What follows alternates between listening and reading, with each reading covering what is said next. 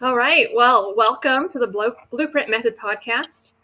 This is where we explore what it means to live in alignment with your true self.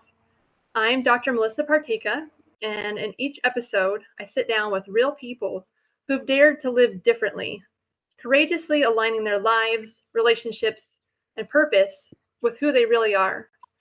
Through raw conversations, practical insights, and inspiring stories, we'll uncover what it truly means to live your blueprint and not someone else's version of success.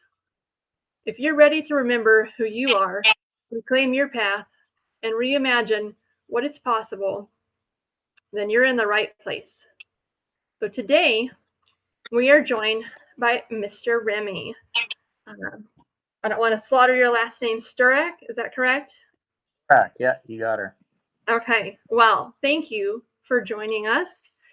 Um, let's just kind of start out. So, you've been on this path to exploring who you are, your true calling, and aligning yourself. But who were you before you began living this life? Yeah, let's get right into it. What's the fastest story to it? I get to say having cancer as a little kid from age 4 to 8 was the best thing to happen to me because I got to go around other survivors. And so even if I say I had 3 heart procedures, I consider myself lucky compared to my best friends who were double brain tumor survivors and amputees and blind. And these were some of the happiest people I had ever met. And so I had this huge contrast of people who were dealt a very difficult hand but made well of it comparatively to very healthy people who just found a way to complain about everything. And through the grand stage of growing up and just being a kind of victim of your environment until you're old enough to build your own environment, there's definitely still a lot of bitterness and only examples of what not to be in my life, not what to be when I became an adult. And I only had that environment of this kids' cancer care camp and the counselors who selflessly gave for the love of it and seeing these kids overcome and get to scrape their knees again and build this place of courage and momentum for all ages, 7 to 17, to kind of start thriving and take that back into their normal life. But I didn't see any environments for that in the real world. And I had to keep getting into jobs like in the pipeline industry, and people are doing drugs at work. And I just always felt way out of place and was wondering how can I be of service to the world for the sake of itself, but we all have to make a living. And so I kept getting into these places. I'm like, okay, I can make money just so I can then spend 2 months of my summer volunteering and not making money. It was always kind of a sacrificial position. But it just felt the balance of my life was not appropriate, and I wasn't giving all the time. And I was just having a rough 10 months so I can have a good 2 months. I'm like, I want to have a good 12 months all the time. What's it going to take to do that? And a lot of that 10 months, was partying. But luckily, I was getting my stuff together by the time I was like 2021. Early enough, I was getting very intentional. But for the last decade, starting to write self help books and getting out there and starting to speak at universities and rehabs and nonprofits about the message of kids' cancer care and that spirit of servitude. Um, yeah, that's been the contrast of self soothing the things that wasn't true to my heart, and then having a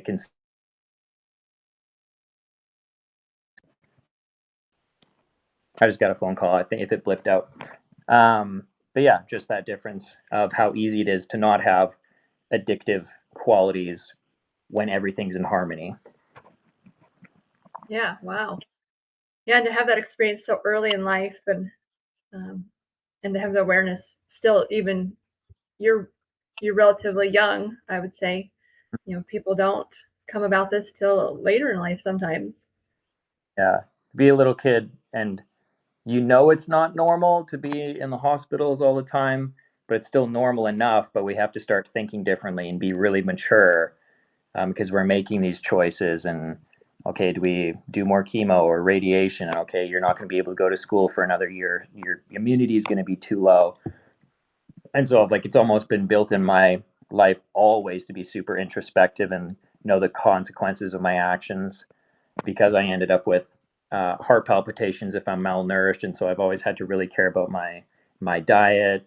And even in my party days, if I got hungover, I could have a heart palpitation, which is duh, but it helped me just get my act together way quicker because the consequences were ramped up, which is a weird gift in itself to say, like, I don't get to play around and act like I'm going to get away with it because I simply can't. Mm-hmm. Yeah. Yeah. So, I mean, you had the experience in your youth, and then you went about life and still, trying to make your way financially. But then what was there a moment that brought you towards, um, you know, trying to pursue a better life, or was it kind of a slow unfolding?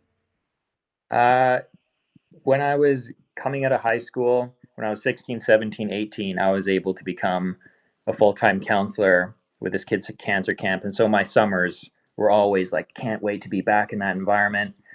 And I even promised, I was like, I'm coming back here all the time. I'm going to make that sacrifice. But then my two older brothers offered for us to be big game horseback guides in the Northwest Territories, like the Arctic Circle of Canada. And that was going to overlap my season. And so that meant I would have to miss kids' cancer care for the first time in my entire life. But I made a promise with my friends. I had one who passed away at the age of 12 from the same cancer I had. And so us as young kids are having survivor's guilt. And we quickly came to the conclusion that because Davis isn't here, we need to live and be twice as courageous to make up for it. And we all took that pretty seriously. So if the adventure calls, we have to say yes.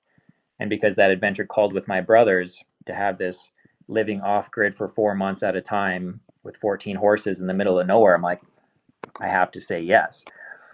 And all that to say, in that time out there, I bumped into grizzlies, got swept down glacier rivers, was surrounded by wolves at one point, thought my brother was dead for 5 days. And it gives you a lot of time to think and talk with God. And there was a couple times where I was shaking my fist at the sky, like, why, God, did you bring me out here to when I could go be of service to people, where I'm having this cool exotic adventure, which is could be a fascinating career, but I know that I'm better with people than I am with animals and doing this like guided experience. And so I felt really torn in that because I knew it was my brother's dreams, but not mine. I was just like a bonus character to their story, but I had to surrender my greatest thing to do that. But it was still like I was living up to like I had to say yes to the adventure. And in that time of some significant turmoil, I was like, God, why'd you bring me out here? And when I thought my brother was hurt, injured, or like dead for 5 days, and he had the satellite phone way down this valley, and I was pinned down because grizzlies were circling my camp and like wanted food. And little longer story, but I realized I carried a Game of Thrones book like 500 kilometers by horseback to have something to relax to. And I was like, what if I was the next Dragons guy? And so people carried my story all over the world, and I could give 10% to kids' cancer care. So even if I'm going to die young in the wilderness doing cowboy stuff, my legacy will still be able to trickle onto giving people or giving the young survivors a chance to have the same like opportunities that I did to go river rafting together and keep this nonprofit alive that I was so grateful for. And so that was my Hail Mary uh, trauma response to like I'm so far away from where I know I am maximized as a person, but if there was some way that I could be worth more than just $1 per hour and have unlimited worldwide reach, I was like, maybe I should start telling stories. And so it started with fantasy books, and then yeah, translated from okay, I'm in the entertainment world, but I need to be in the philanthropy world. And it took about 2-3 years for me to start actually speaking the story of kids' cancer care and gratitude, which was more truly in alignment to my message that I speak now. Would you say you weave that into any of your fantasy stories, or do they stand completely on their own? I would say they stand in their own as a sense of, well, when I was more unaware of the power of stories, and oh, we love Spider-Man because with more power becomes consequences, and there's like a lot of morals woven into it. And you kind of have to become a bit of like a psychology geek to even do a good fantasy story, because that's why people fall in love with characters, because they're flawed, not because they're perfect. And so I was learning to write flawed characters, and I was like, oh, how can I write my flaws into characters? And that was almost the beginning of my self development, as a sense of like, oh, these characters are only interesting because there's something wrong with them, and it's unlikely that they get what they want. But if they try hard enough, they can achieve it. And I was like, what if I started doing that for myself? Like, rather than just in this fantastical way. And so when it didn't blow up and make me, the next number one fantasy writer, I was glad it didn't, because it redirected me to a more authentic, way of being. So you have journaling with your own flair through your fantasy writing. Yeah, absolutely. That's quite a way to get that introspection through your characters. Yeah, like happily, or sorry, stumbling forward in this is the best thing I know how to do. And I felt like, who am I to speak on gratitude? I haven't been to university um, to talk about philosophy or anything like that. Like, but then it was people who said, like, no, you have lived experience with other survivors. Like, that's like where my hope and ambition and everything comes from, is lived experience.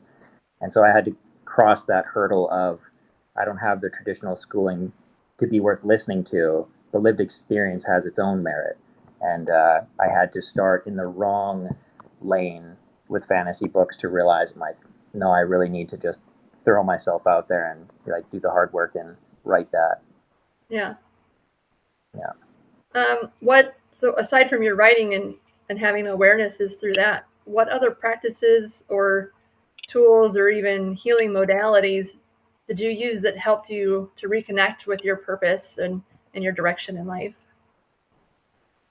I got really curious about all different forms of religion and spirituality, because I came from a very strict religious household, but it also became an example of what not to be, because there was some hypocrisy. That's the right word. And it was just like, I can't have these people be the right example, because they're not exceptionally happy people. They have their insecurities. And I was like, I need to be surrounded by like truly holistically happy, confident individuals. And it wasn't coming from those people who were, trying to be a great example, but humanly so imperfectly, but also not aligned in that sense that it really resonated with me. So I kind of felt like I refound my spirituality when I needed God in the wilderness. And I was amazed that the most confident I had ever been was when I was just walking out into the wilderness every morning with my shotgun and bumping into grizzlies. And I was like, God, I need you to keep my feet steady as I'm going through these rivers. And like in every single instance, I was like, God didn't bring me out here to die. And it just felt like I constantly had my spirituality with me. But when I came home, I don't thank God that I arrive somewhere safely in my vehicle the same way that I do when I get on a horse, because it's not promised. There's just so much. It's an assumption every time we get in a vehicle that we're going to get there fine, right? It's so habitual. And the only time I recognized that I was praying was when I was like, hey, God, kind of need a favor. I'm like, that's a bad friendship with a person, let alone your creator. Oh, you're only around when I need you, right? And so I needed to like, okay, like I'm this, you know, impressive bushman, but I'm afraid to talk to strangers, or that pretty girl, or all these things. And I'm like, wow, my insecurities are like still very dense here. And I was like, I need to work on my charisma, because I had like social anxiety. And so I was realizing I was also kind of overcompensating with these weird exotic achievements that I had. I'm like, hey, I need to work on these things, because I don't want to be living these past stories as my highlight reel. I want to be continually growing. And so I just got curious about everything that I was afraid of, and my social anxiety, um, my spirituality that felt weak, um, and just how I had to be able to fit all of these things into a life and not just be burnt out by work. And so it's hard to work on your spirituality and your charisma when you're working 14 hours a day in the pipeline. And so I'm like, oh, I need to change my jobs just so I can even think about myself more often. not just making money. And so my just to be able to make time for different sacrifices in my life was definitely the first step. Yeah, I can definitely see that. Um, so you were intentionally trying to shift your outer world.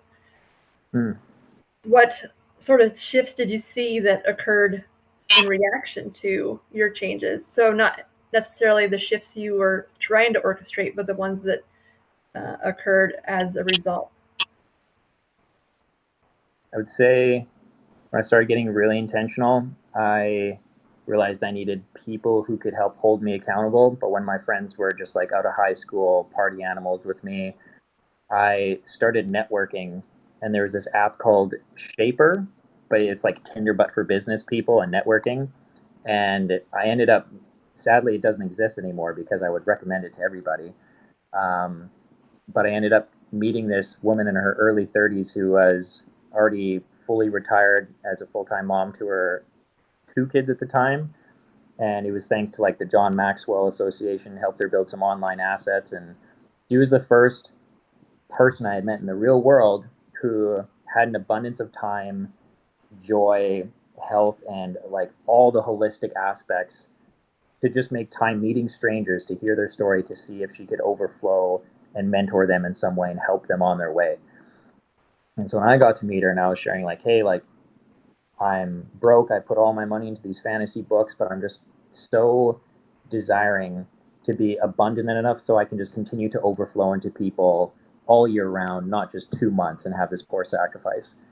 And long story short, I was fortunate enough that she welcomed me into John Maxwell's inner circle, and John Maxwell has like 300,000 entrepreneurs in his schooling system in North America, and I got to be welcomed into massive um, speaking engagements and probably saved like $70,000 worth in just like getting tickets to the show just because I had built the right relationship and just the way that these people had transformed their lives from being ex addicts to building rehabs and uh, people who use their freedom to build like family therapy farms so couples could just get away and have relational therapists and everything. Um, and being surrounded by epic people put a massive spotlight on all the insecurities and insufficiencies of my life. And so the growing pains were massive for a time, but I'm glad I had that extreme pressure for a while. But it really alienated me from my initial friend group because I'm too busy this weekend. I'm driving 4 hours to a speaking function just to listen to this couple talk about how to be better parents. Not that I'm a parent, but I'm just so curious to see people who are so excited to help other people be more well-rounded, healthy individuals. And I got a free seat into this that would have cost hundreds of dollars otherwise. I'm like, I can't miss out on this. I know exactly how it's going to be when we go drinking tonight. You're going to get sick, and you're going to this and that, right? I'm like, I want to come back this weekend and be somebody brand new, you know? Wow, yeah, it's definitely mature of you, of well, at any age, really. I was just almost pure shock factor to know that good people were real at that point, beyond that little bubble of um, servitude and volunteering at kids cancer care that I had seen. I was like, oh, these people are finally real, and I found them, you know? So, would you say that anything in your life, well, the life that you, as you knew it, had anything, did it fall apart as a result of making these decisions? Uh, Only the relationships that weren't right for me, I would say. I don't know if you can hear this dog squeaking in the back. I can take a second to. Okay, if you give me 1 second, sorry, I'll Oh, just. your dog is fine. It's good. Okay. Absolutely, yeah. Um, the yeah, I would just say the wrong relationships, the ones that were holding me back, people who were saying in a loving way, like, oh, like why don't you don't come out with us anymore? It's like, okay, you appreciate my friendship, but you're also not supporting who I'm trying to be and Right. the conversations that I'm having now. I want to talk about being a good parent, and they got kind of like, I don't want to talk about it. And I'm just like, I can't wait to be a good dad someday, you know? I'm like, okay, I need to reserve this time and space for people who can appreciate my enthusiasm. and yeah, people who understand the gravity of what I'm trying to accomplish, even though it's something that's not even in my realm of normalcy yet, you know? Right. Yeah. So it was a really good filter kind of early on for those that didn't align with you as a person and supporting your growth. Yeah. Did it affect any of your closest relationships with your family or anyone else? Uh, Definitely in a sense where when you realize what a healthy relationship is, and then that's not what you received growing up, and you're like, oh, I wish that my parents were like this and that. But when you don't know the difference, you're like, oh, my parents were just who they were, you know? They did their best. Um, but then there became a stark contrast of this is who I'm trying to be, and almost, and still in a loving way, to say like, okay, I honor you that you did your best and you didn't have the time or YouTube to go on every night and just be curious about how to be a better mom, better dad, this and that, right? I still feel fortunate for the upbringing that I had, to get to be, out on a farm and whatnot. But yeah, when it came to like having the scary conversations and you're like, okay, I can go do scary things out in the wilderness, but do I have the grit to have scary emotional conversations? And that was like a muscle that didn't even exist in my life, nor in my family. So I'm like, okay, well, I can't practice it here because they were unwilling. And so when I just naturally got more comfortable and as a non-negotiable of the way that I interact with people, it felt like the less that I could talk with about my like internally with my family, and so I got better relationships with my siblings because they were more curious. But as far as my parents went, it's like, okay, I have to love you where you're at. You just seem content with life as is, and you can't. It feels like it only breaks your own heart when people don't want to grow as much as you wish they would, right? Right. Yeah. Yeah. I know that. I'm sure a lot of people do. Yeah. Yeah. Then you get to a point you choose, do you grow and leave them behind, or do you grow and accept them alongside of you in their own journeys? Yeah. And yeah, to even there's something entrepreneurial even about evolving yourself as an individual because it's like, well, you're not getting paid per hour or building your like skill set in a traditional job by being a better person. It's just like not measurable. And so even that was a point of contention when my family, rightfully so, they never had the opportunity. They were parents in their like early 20s and to 4 kids, and me having cancer. Like there wasn't enough wiggle room to take risks financially in their life. But now for me to be lucky enough to be a young person, almost 30 now, who's been able to take a lot of risks in my life because of my ambition and work ethic, they still think that I'm being a little bit immature by trying so many different lifestyles and expanding myself and just feeling lucky enough to make these choices. Whereas, like, oh, why don't you have a career yet? Or it's like the career is ever expanding with the authorship and the network and just the fortune of all the things that I get to be in another country right now in New Zealand for an entire year. Um, yeah, I'm having such a vast experience of life where comparative to just having to be hunkered down in one space and be a provider for a family. And so it's very, very much breaking the tradition, but in a wholesome way. Yeah. Yeah. Creating a new tradition. Yeah, that's right. So you say you're in New Zealand right now.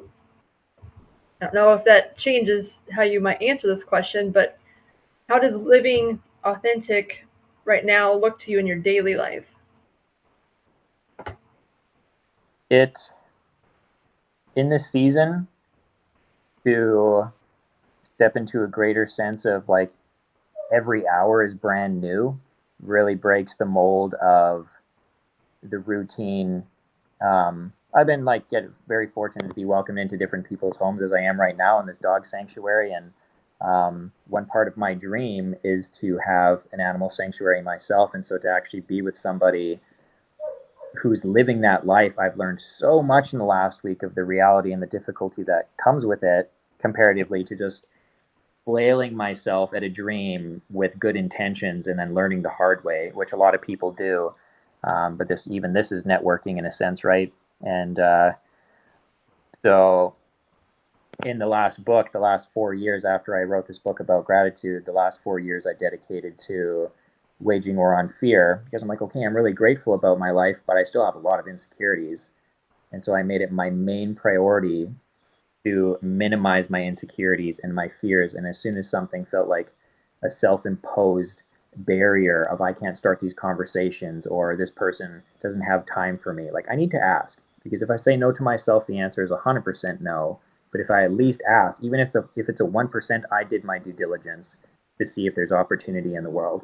And right now I'm in a bubble of maximum opportunity of meeting people of different values. And I was afraid of solo travel. And now it's been the coolest gift that I've ever given myself because I said, I'll travel when I'm successful, but I'm the most free I'll ever be right now because if I, end up with a family soon, then there's a little less freedom per se, but that will be its own beautiful bubble to build on. But as for this moment of nurturing myself and allowing myself to celebrate my life maximally, not just like work to justify my existence, as was a previous belief, um, I think I'm maximizing right now for sure. Yeah, yeah, I would say. What do you do to stay grounded when life tries to pull you back into someone else's agenda? I've been fortunate to maybe almost to a fault of like hyper independence, where you end up becoming so self sufficient that you really don't need too many people. Besides needing a traditional job to get money, that's the only thing that really anchors me. I'm like, okay, like the adventure needs to stop in a month or two, and I need to start thinking about that.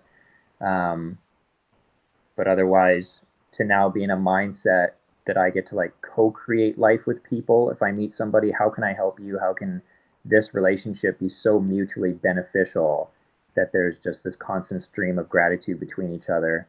Um, and so there's not any covert intentions of like, what's that quote?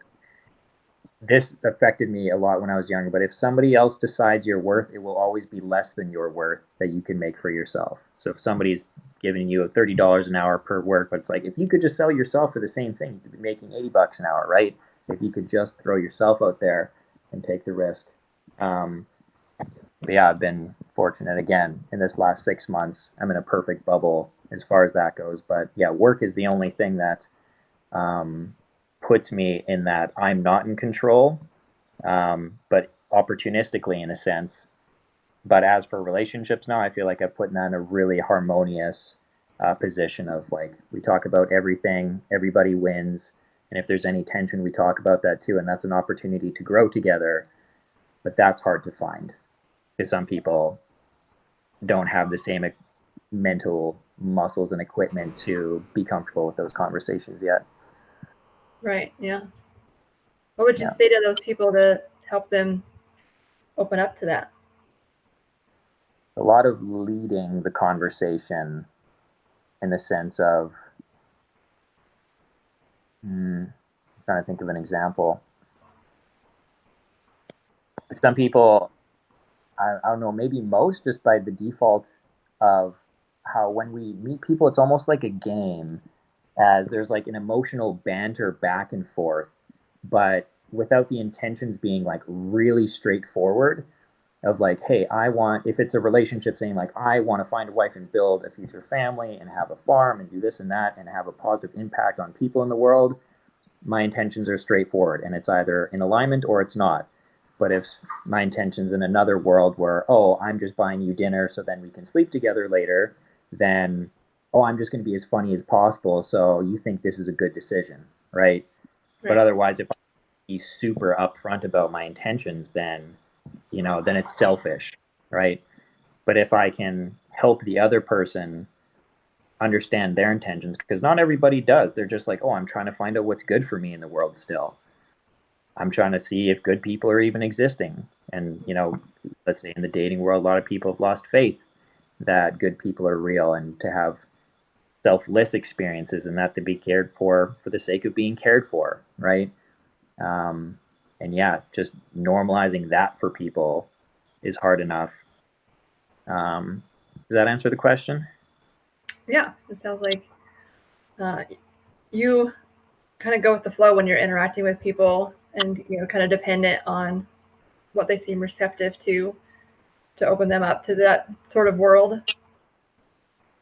Yeah, my default always is leaving people better than I found them because I know I'll always be able to take care of myself. And I'll be fortunate if somebody can compliment me along the way, like this situation, being welcomed into a home that is like a small version of my future dream, and getting bits and pieces of, oh, this is what it might look like, and this is how to do it, and like avoid these things. Um, but beyond that, to if I'm so lucky to be welcomed into somebody's home, how can I be an overwhelmingly positive experience for them? It's like, oh, I'm so lucky that we welcome this person in, you know, and to just blatantly ask, like, how can I be an overwhelmingly positive experience as a guest for you? Because you just took a chance on me, you know? Um, Whereas people are just kind of like, oh, okay, like your time here is when are you ready to go, and sometimes it can get awkward, but um, yeah, and even when you're super intentional, conversations can get awkward when intentions slightly fall aside. You're not supposed to align with everybody, right? You only get so few people that you really get to build something significant in with life. And so, but to know it's like I can leave a positive impact in a small amount of time, that's really doable, but only if I'm intentional. To do that by accident's almost impossible, right? Yeah, I understand. What boundaries or values would you say are non-negotiables for you, at least right now in this stage of your life? Again, the leaving people in places better than I found them. I really align with people who have a spirit to help people or be compassionate and just see out in the world and not judge people, but if they see somebody who's not well off, that they like, oh, like they must have come from something difficult. Have a tenderness towards the wounded in the world. Um, yeah, people who have done some work in personal development is really significant because I find it so difficult to effortlessly talk to people who haven't started to crack open that weird Pandora's box of who am I even, Mm-hmm. you know? And the questions that I like to ask people, like, what's your perfect world in 5 years? But for people who are living paycheck to paycheck, sometimes that comes across as rude because their vision is only 2 weeks long sometimes, right? And they can take it, not that it's my fault because I'm like, I want to know what you think about your life. But when they feel like internally bad, it's like, well, I don't get to because I'm in kind of financial survival mode. Like these questions that I are attempts to have bids of intimacy on a friendship, relational, whatever kind of dynamic. It's always just revealing of where they are at their life. And yeah, you don't really know how much harmony you have with somebody until you have these like pressure testing questions, right? But yeah, definitely non-negotiables of not being a party animal, having substance issues, not that perfect means, but the intention to better yourself is something I can get behind. But if you're more committed to your selfishness than the people around you, then that's now that I have the choice. It's not that these people are in my life right now, but would be all the optional people to sign up for in some sense, right? Mm-hmm. So yeah, I'm fortunate that I get to keep the bar really high because everybody is brand new. There's no old people who are in my life just because of proximity. It's like, oh, I have to deal with these people just because they're there. But I've been forced to move and uproot enough times that realizing that no relationships are there and they have to be, everything's optional. And to be around people who also see that same amount of freedom and they question themselves and their limiting beliefs, like to get excited about those things. Am I living too small? Like that's people that I want to be around, Mm-hmm. Yeah. Do you foresee yourself encountering that when you return home, or has your life, changed enough that you won't re-encounter those people? Certainly friends that I love dearly that have put themselves in debt to have a home, who express like a little bit of like jealousy for your adventure, but I don't want them to feel jealousy. I want there to be like, oh, like good for you kind of thing, right? But then they inadvertently reflect on like, oh, I wish that I valued freedom more than the status of just owning a home, and now that I'm financially stuck for 20 years or something, right? And yeah, I think that there's most of my friendships have a lot of love in them, but there is all those subtle self reflections that come with sizing yourself up to other people's lives. And I know mine really doesn't relate to a lot of people because I haven't become like a stable career person yet in a traditional sense. And so to be living a little bit of a nomadic life, like you just don't win anything by sizing yourself up to other people's experiences. I'm just on a very strange timeline. And so as long as people can celebrate the weirdness and the difficulties of their life, those relationships will be harmonious. But if people are committed to loathing their own situation but not doing much about it, what can you do about that? Yeah. Yeah. So if you found yourself with people that were in those situations that they're feeling disconnected from them, I can hear you still fine. Can you hear me? Okay. Yeah, sorry, go ahead with the question. Okay. Yeah, so if you found yourself with people that are feeling disconnected or pity on themselves. Okay, this truck's just going by. 19 dogs love this truck. Give it 12 seconds. They're excited. They yeah, that comes like with the lifestyle. Oh, if I'm gonna have a dog sanctuary, then I don't get quietness as much as I want. All these things that come with it, but it's a beauty of itself. So well, that's just life happening around you. That's right.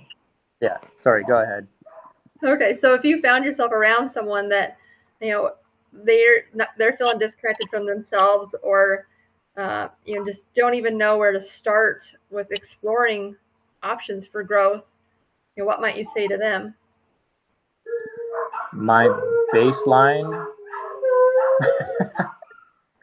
Get 19 dogs.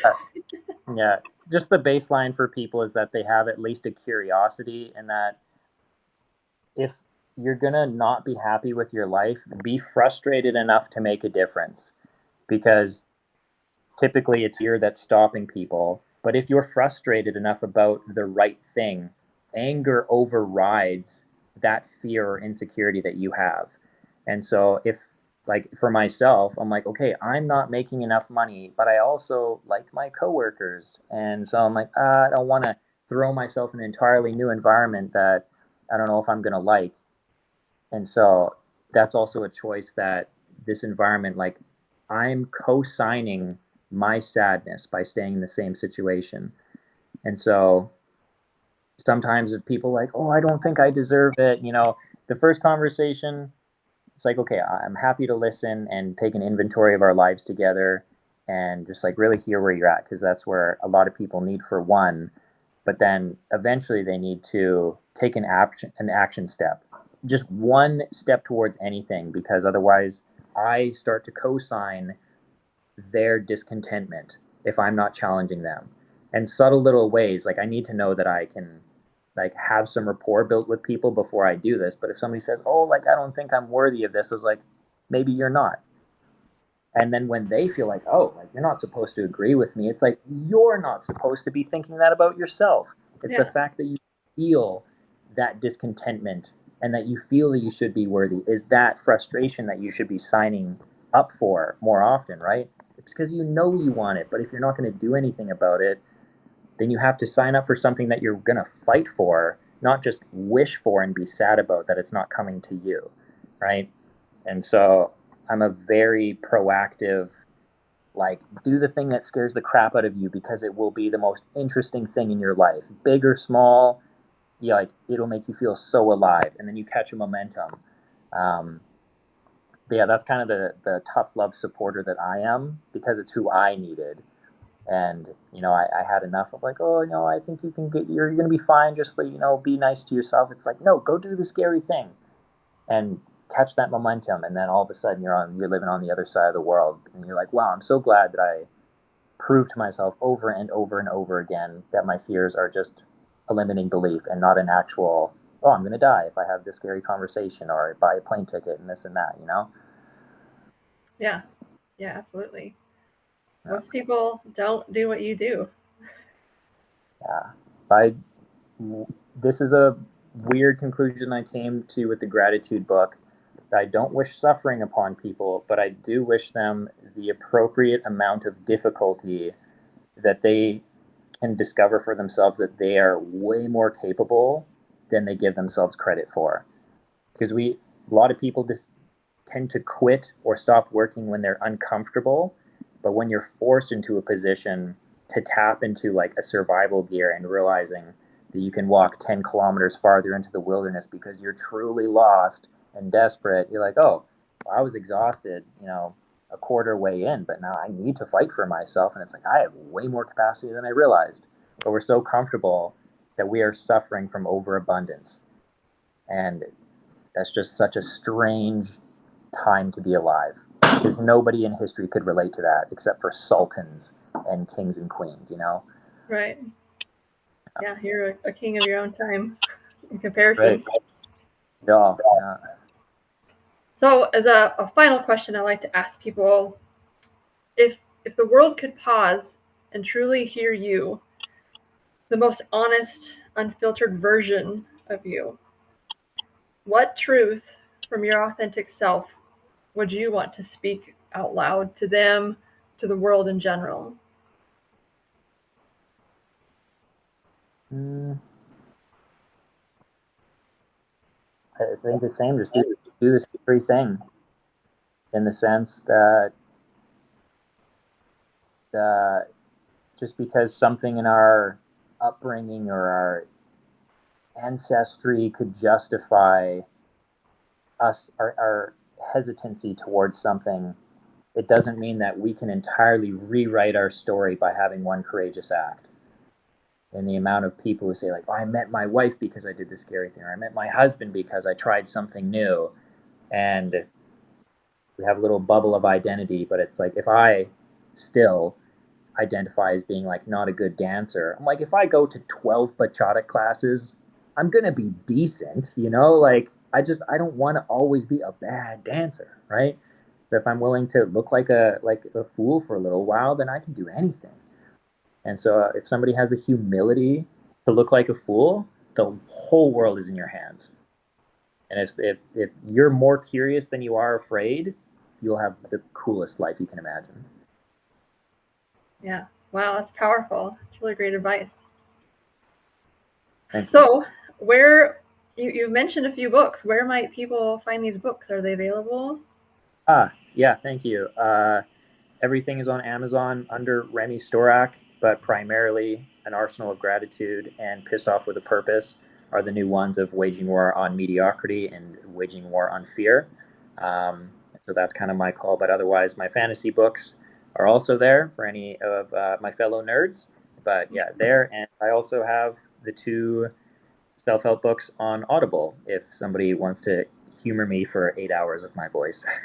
Okay. Yeah, and I can include those in the show notes too. Um, is there a place that people can find you in general, or is there any way to connect Yeah, with you? yeah, all my handles are Remmy Stourac, just one word. And yeah, right here if you want to have more conversations on the blueprint method. Yeah. What does the future look like for you? Here in the coming Uh, days or coming months? yeah, I'm excited now that I have no idea what's going to happen an hour from now. Um, and that really tickles the bone of I'm safe even though I don't know what's next. And that's nurturing something really important in me. But I have 6 more months here to travel the entire South Island of New Zealand. But yeah, just to build community like this and yeah, nurture wholesome relationships, because it's been absolute food for my soul to be on the other side of the world, but then to get to wake up and have connections like this to build upon. Because otherwise, if it wasn't for the internet, then I wouldn't have gotten to meet you here. And yeah, the fact that we get to stumble into each other virtually and have these connections, and then I get to try the blueprint method now, and do a round two of this, and for all the things that I've learned of my self-imposed belief that may still resonate, or these idols and all these different things that I'm about to explore through your course. Yeah, like I'm totally just feel so fortunate that our reach is truly unlimited as long as we have a phone, which is bananas. Yeah, it'll be exciting to see, your exploration of that through that perspective, and where we are or where you are when we connect again in the future. So I'm looking forward to that. Yeah, absolutely. Yeah, I'll challenge you if what's the next scary thing that you can do in your life? What are you challenging yourself with right now? Um, well, that's interesting. I have another book in me. I just finished a book, and it actually goes to the publisher tomorrow.